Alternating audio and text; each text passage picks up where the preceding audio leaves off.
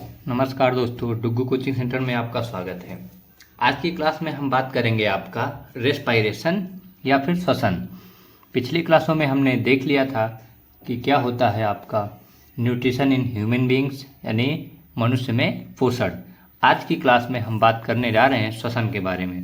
तो क्या है श्वसन? अगर बात की जाए आपका श्वसन की, तो पोषण प्रक्रम के दौरान ग्रहण की गई खाद्य सामग्री का उपयोग कोशिकाओं में होता है, जिससे विभिन्न जैव प्रक्रमों के लिए ऊर्जा प्राप्त होती है।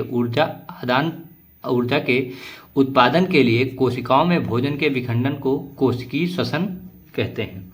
चलिए, अगर बात की जाए आपका रिस्पायरेशन, तो रिस्पायरेशन में आपका क्या क्या इन्वॉल्व रहता है? तो सबसे पहले आपका होता है गैसियस एक्सचेंज, यानी कि intake of oxygen from the atmosphere and release of CO2 is called breathing. Breakdown of simple food in order to release energy inside the cell, ये क्या कहलाता है? आपका सेलुलर रेस्पायरेशन। चलिए, इतना हो गया। अब आगे हम बात करेंगे आपका कि जो हम भोजन ग्रहण करते हैं तो वो किस फॉर्म में ग्रहण करते हैं? In the form of glucose, यानी कि C6H12O6। तो जो आपका भोजन होता है वो सबसे पहले आपका ग्लूकोज के रूप में हम ग्रहण करते हैं, और वो दो भागों में टूटता है। किसमें? पायरुवेट और ऊर्जा में। तो इसके आगे हम बात करेंगे आपसे कि जो आपका पायरुवेट है वो 3 प्रकार से रिएक्शन करता है। ऑक्सीजन की अनुपस्थिति में, ऑक्सीजन के अभाव में, ऑक्सीजन की उपस्थिति में, यानी कि absence of oxygen, presence of oxygen in mitochondria. चलिए, अब अगर हम बात करें कि एब्सेंस ऑफ ऑक्सीजन में ये क्या देता है? आपका ethanol plus carbon dioxide plus energy. दोबारा जब ऑक्सीजन का अभाव रहता है तो लैक्टिक एसिड और एनर्जी मिलती है। चलिए, अब इसके बाद हम बात करेंगे आपसे कि जब जो आपका पायरुविक एसिड होता है एनर्जी के साथ मिलता है ऑक्सीजन की उपस्थिति में, तो हमें क्या प्राप्त होता है? Carbon dioxide, water plus energy. चलिए, अब हम इसके आगे बात करेंगे आपसे श्वसन के बारे में। जो श्वसन होता है ये मेनली 2 प्रकार से होता है। एक होता है वायवीय या अवायवीय। वायवीय बोले तो एरोबिक, और अवायवीय बात की जाए आपकी तो एनारोबिक। यानी कि ऑक्सीजन की जो उपस्थिति में होता है वो होता है क्या? वायवीय, यानी कि इन the presence of oxygen, that is called aerobic. अवायवीय ऑक्सीजन की अनुपस्थिति में होता है। ठीक है, चलिए अब आगे हम बात करेंगे कि ग्लूकोज का पूर्ण अपचयन होता है, कार्बन डाइऑक्साइड, पानी और ऊर्जा मुक्त होती है। आपने यहाँ पे देखा ना, ऑक्सीजन की उपस्थिति में कार्बन डाइऑक्साइड, जल तथा ऊर्जा मिल रहा है। तो वही आपको सारे पॉइंट वाइज यहाँ पे आपको लिख देना है। ठीक है, यह कोशिका द्रव्य माइटोकॉन्ड्रिया में होता है। अधिक ऊर्जा उत्पन्न होती है कितनी? 36 ATP, यानी कि 36 ATP। उदाहरण है इसका मानव। इसमें क्या होता है कि ग्लूकोज का अपूर्ण उपचयन होता है, जिसमें एथेनॉल, लैक्टिक अम्ल, कार्बन डाइऑक्साइड और ऊर्जा मुक्त होती है। केवल कोशिका द्रव्य में होता है। कम ऊर्जा उत्पन्न होती है कितनी? 2 ATP, यानी कि ईस्ट। चलिए, अब हम बात करते हैं इंग्लिश में आपका। तो aerobic takes place in the presence of oxygen, occurs in mitochondria. ये कहाँ पे होता है? माइटोकॉन्ड्रिया में होता है। एंड प्रोडक्ट्स, जो एंड प्रोडक्ट्स हैं इसके, वो क्या है? CO2 and H2O। More amount of energy is release, means 36 ATP। Anaerobic takes place in absence of oxygen, occurs in cytoplasm. In products are alcohol और lactic acid. Less amount of energy is released. कितना? 2 ATP। ठीक है, अब इतना हो गया आपका। अब हम इसके आगे आपसे बात करेंगे कि क्या होता है रेस्पायरेशन में और क्या होता है श्वसन में। तो आगे की अगर बात की जाए आपका, तो कुछ आपके ऑर्गन जो आपकी श्वसन की प्रक्रिया में महत्वपूर्ण भूमिका निभाते हैं। Passage of air through the respiratory system. Human respiratory system की अगर बात की जाए तो सबसे पहले क्या है आपका? नॉस्ट्रिल समझते हैं आप लोग, नासा द्वार। फिर है nasal cavity, nasal passage, nasal cavity, pharynx, लैरिंग्स, trachea, bronchi, bronchioles, alveoli, blood capillary.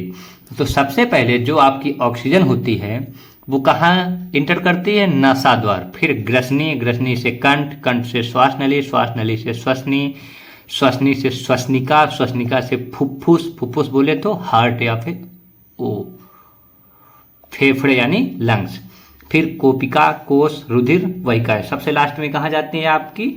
रुधिर वहिकाओं में। चलिए, ये आपका डायग्राम है जो कि आपको एग्जाम के हिसाब से बहुत ही अधिक महत्वपूर्ण है।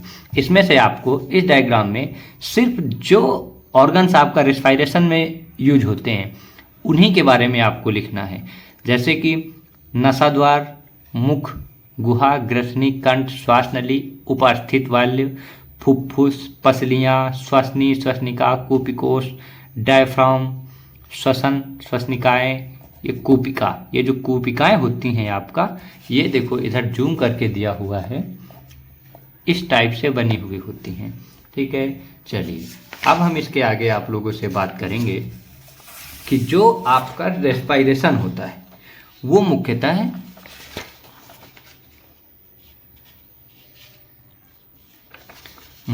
इसमें मानव श्वसन की जो क्रिया होती है, यानी कि हम जब सांस लेते हैं या श्वसन, तो उसमें दो क्रियाएं होती हैं। एक होती है अंतः श्वसन, एक होती है उच्छ्वसन।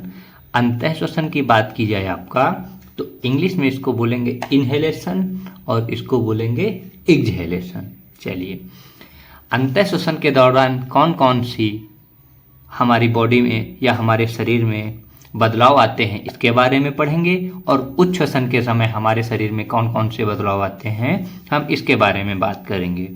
तो सबसे पहले है आपका अंतः श्वसन। तो अंतः श्वसन या फिर इनहेलेशन की आपकी बात की जाए तो इसमें से हमारा जो होता है वृक्षीय गुहा फैलती है। वृक्षीय गुहा फैलती है यानी कि during inhalation the thoracic cavity expand, यानी कि चेस्ट कैविटी, जब आप लोग सांस लेते हैं तो आपकी चेस्ट कैविटी एक्सपेंड होती है कि नहीं? फैलती है भाई, सबकी फैलती है। चलिए, अब इसके आगे हम बात करेंगे कि पसलियों में संलग्न पेशियां सिकुड़ती हैं। जो पसलियां होती हैं उनकी जो संलग्न पेशियां होती हैं वो क्या करती हैं? सिकुड़ती हैं। Diaphragm become flat in shape. वक्ष ऊपर और बाहर की ओर गति करता है। गुहा में वायु का दाब कम हो जाता है और वायु फेफड़ों में भरती है। Volume of lungs increase and air इंटर्स in the lungs.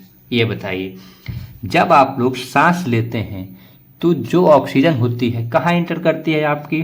वो इंटर करती है आपके लंग्स में, यानी कि फेफड़ों में। अगर बात की जाए हिंदी में, फुफ्फुस या फेफड़े। चलिए, इतना हो गया आपका। अब हम बात करेंगे आपका एक्सहेलेशन या फिर उच्छ्वसन के बारे में। तो क्या है एक्सहेलेशन या उच्छ्वसन? तो इसकी बात की जाए भाई, तो जब हम सांस छोड़ते हैं तो उस वक्त हमारे शरीर में क्या क्या बदलाव आते हैं उसके बारे में हम बात करेंगे। थोरैसिक कैविटी कॉन्ट्रैक्ट्स, उधर क्या हो रही थी? एक्सपेंड, इधर कॉन्ट्रैक्ट, यानी अपोजिट होगा। जो जो उधर हुआ था इधर उधर पूरा अपोजिट होगा, यानी कि वृक्षीय गुहा अपने मूल आकार में वापस आ जाती है। रिब्स मूव डाउनवर्ड्स, पसलियों की पेशियां जो होती हैं शिथिल हो जाती हैं। डायफ्राम बिकम डोम शेप्ड, वक्ष अपने स्थान पर वापस आ जाता है। ठीक है। Volume of lungs decreases and exist from the lungs, गुहा में वायु का दाब बढ़ जाता है। और क्या होता है इसमें? वायु जो होती है आपकी फेफड़ों से बाहर निकल जाती है। इस बार आपकी कौन सी वायु बाहर निकलेगी? जो अंदर गई थी फेफड़ों में वो कौन सी थी? ऑक्सीजन यानी O2। और जो आपके फेफड़ों से बाहर निकलेगी वो कौन सी होगी? CO2 यानी कि कार्बन डाइऑक्साइड। ठीक है, अगर इतना आपको समझ में आ गया है तो हम लोग आगे की बात करते हैं। आगे की बात क्या है आपकी? ये डायग्राम देखिए कि लंग्स क्या होता है? एक्सपेंड। ठीक है, लंग्स इधर क्या हो रहा है आपका? एक्सपेंड यानी कि इनहेलेशन। और ये किसका डायग्राम है आपका? एक्सहेलेशन का, यानी कि ये है उच्छ्वसन यानी अंतः श्वसन, और ये क्या है आपका? उच्छ्वसन यानी हम सांस बाहर छोड़ रहे हैं। चलिए, इसके बाद हम आप लोग से बात करेंगे कि क्या होता है exchange of gases between the alveoli blood and tissue. उससे पहले थोड़ी सी हमें आपको और जानकारी देनी है कि अंतः श्वसन क्या होता है। सांस द्वारा वायुमंडल से गैसों को अंदर ले जाना अंतः श्वसन कहलाता है। उच्छ्वसन फेफड़ों से वायु या गैसों को बाहर निकालता, यानी कि अगर हम गैस सांस का ऑक्सीजन ले रहे हैं तो वो अंतः श्वसन, कार्बन डाइऑक्साइड बाहर छोड़ रहे हैं तो क्या होगा, उच्छ्वसन। स्थलीय जीव जो होते हैं श्वसन के लिए वायुमंडल से ऑक्सीजन का उपयोग करते हैं। स्थलीय जीव बात की जाए कौन कौन से, जैसे कि अपन लोग हैं, अब ये हम हो गए या जीव जंतु हो गए या जो जानवर हो गए, गाय भैंस बैल कुत्ता गधा जो भी हैं, वो सब क्या करते हैं, वायुमंडल में ऑक्सीजन का उपयोग करते हैं। जितनी भी ऑक्सीजन वायुमंडल में है उससे अपनी सांस लेते हैं। और उसके बाद है जो जीव जल में रहते हैं।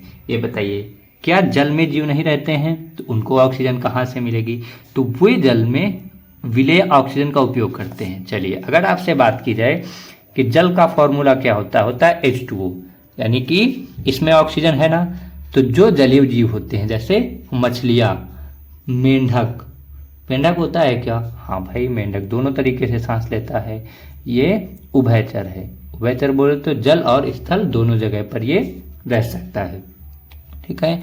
तो जो ये ऑक्सीजन है इसी से जलीय जीव अपना श्वसन प्रक्रिया पूर्ण करते हैं, ठीक है।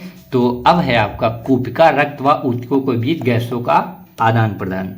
तो भाई इसमें से थोड़ा सा आपको ध्यान से देखने की चीज है, ये आप लोग बहुत ध्यान से मतलब पूरा 100% दे के अपना देखना है। इसमें सबसे पहले क्या है कि वायु जो होती है O2 से, वायु में क्या रहती है O2 यानी ऑक्सीजन, किस में जाती है, रक्त वाहिका यानी ब्लड वेसल्स में। और ब्लड वेसल्स में किसके थ्रू जाती है, आरबीसी में हीमोग्लोबिन के साथ मिलकर HbO2 बनाती है। यानी कि जो आपका रक्त होता है उसमें आरबीसी के हीमोग्लोबिन से मिलके हीमोग्लोबिन ऑक्सीजन बनाती है। फिर ये क्या करते हैं, धमनी द्वारा O2 ऊतकों में पहुंचती है। जो आपकी धमनियां होती हैं उनके जरिए जो ऑक्सीजन होती है कहाँ पहुंचती है, ऊतक यानी ऑर्गन्स में। फिर क्या होता है, ग्लूकोज का ऑक्सीकरण कहाँ होता है, ऊतकों में। जो ग्लूकोज होता है वो ऑक्सीजन को अपनी ओर इंटरेक्ट करता है या उसको ग्रहण करता है। फिर क्या है, CO2 का उत्पादन ऊतक में। ये बताइए जब ऑक्सीजन यूज हो गई तो बाहर कौन सी निकलेगी, CO2, ठीक है। अब आपका दूसरा पॉइंट है कि CO2 जो होती है, CO2 रक्तवाहिका में आएगी। CO2 का रक्तवाहिका में क्या होगा, विसरण होगा। फिर रक्तवाहिका द्वारा कूपिका में विसरण होगा। फिर उसके बाद जो है CO2 का कूपिका कोश से विसरण यानी कि बाहर निकाली जाएगी। फिर CO2 का मोचन यानी नाक द्वारा आपकी CO2 बाहर निकाल दी जाएगी। चलिए इतना हो गया आपका। इसके बाद हम आपका बात करेंगे, ये वही है सब कुछ, air blood binds with haemoglobin in RBC two is release in tissues. जो आपकी ऑक्सीजन होती है, ये बताइए क्या सिर्फ आपके हार्ट को या फिर लंग्स को ही ऑक्सीजन की ज़रूरत होती है, नहीं भाई, हमारे शरीर के सभी ऑर्गन जितने भी अंग होते हैं, ऊतक होते हैं, सभी को ऑक्सीजन की ज़रूरत होती है, ठीक है। तो वहाँ तक कौन पहुँचाएगा, जो हमारी ब्लड वेसल्स होती हैं यानी कि रक्तवाहिकाएं, उनके जरिए ही बाकी शरीर में हमारा ऑक्सीजन पहुंचता है, ठीक है। इसके बाद क्या होगा, CO2 रिलीज इन ब्लड। जो आपके ऑर्गन्स होते हैं वो ब्लड से ऑक्सीजन को ग्रहण करते हैं और उसी ब्लड में CO2 को रिलीज कर देते हैं। और फिर आपकी CO2 क्या होती है, डिजॉल्व इन ब्लड। ये आपके रक्त में मिश्रित हो जाती है। इससे आपका जाएगी ब्लड वेसल्स में यानी कि रक्त वाहिकाओं में, और फिर release in alveolar sac send out through nostril. ये आपकी नाक के द्वारा बाहर निकाल दी जाएगी, ठीक है। चलिए अब थोड़ी सी हम बात करेंगे terrestrial organism. Use atmospheric oxygen for respiration. Aquatic organism use dissolve oxygen for respiration. ये मैंने आपको पहले ही बता दिया है, ठीक है। रेस्पिरेशन इन प्लांट्स, ये बताइए भाई क्या सिर्फ मनुष्य ही श्वसन करते हैं या जानवर भी करते हैं या फिर प्लांट्स भी करते हैं, तो देखिए जैसे हम लोग श्वसन करते हैं वैसे ही पेड़ पौधे भी श्वसन करते हैं। तो क्या होता है, respiration in plants is simpler than the respiration in animal. Gaseous exchange occur through, जैसे कि जानवरों में यानी मनुष्यों में श्वसन की प्रक्रिया होती है वैसे ही पेड़ पौधों में भी श्वसन की प्रक्रिया होती है। तो सबसे पहले क्या होता है कि स्टोमेटा इन लीव्स, स्टोमेटा मैंने आपको बता रखा क्या होता है। Lenticels in stems, general surface of the root, किसके थ्रू गैस का एक्सचेंज होता है, पत्तियों के में जो स्टोमेटा होता है, स्टेम्स ऑफ लेंटिसेल्स। ठीक है, इतना हो गया आपका। तो आज के लिए मैंने आपको क्या क्या बताया है, श्वसन के बारे में मैंने सारी बातें आपको बता रखी है। अब ये देखिए डायग्राम या फिर ये सारी चीज़ें आपको बना लेनी है और नोट्स के लिए आप हमारे यूट्यूब चैनल के लिंक में जाएंगे, आपको ऐप की लिंक मिल जाएगी, उससे आप हमारी नोट्स परचेज कर सकते हैं या फिर आप स्क्रीनशॉट लेके ऐसे ही नोट्स बना सकते हैं। तो ठीक है, आज के लिए इतना काफ़ी है। ये आपको ध्यान रख लेना है, इसको आपको अच्छे से अपनी कॉपी में बना लेना, जिससे कि आपको पेपर में ये बहुत ही अधिक हेल्पफुल होने वाला है।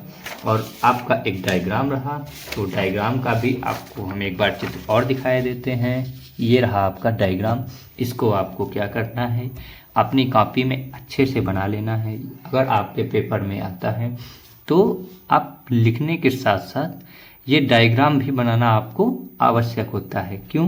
क्योंकि इस डायग्राम से आपको नंबर अच्छे मिलेंगे। ठीक है, चलिए अब आगे हम बात करेंगे आपका कल किसके बारे में, ट्रांसपोर्टेशन के बारे में, यानी कि संवहन। संवहन क्या होता है, कैसे होता है, क्यों होता है, ये सारी चीज़ें आपको हम बताएंगे। आज के लिए इतना काफ़ी है। हमारे साथ आखिर तक बने रहने के लिए आपका धन्यवाद।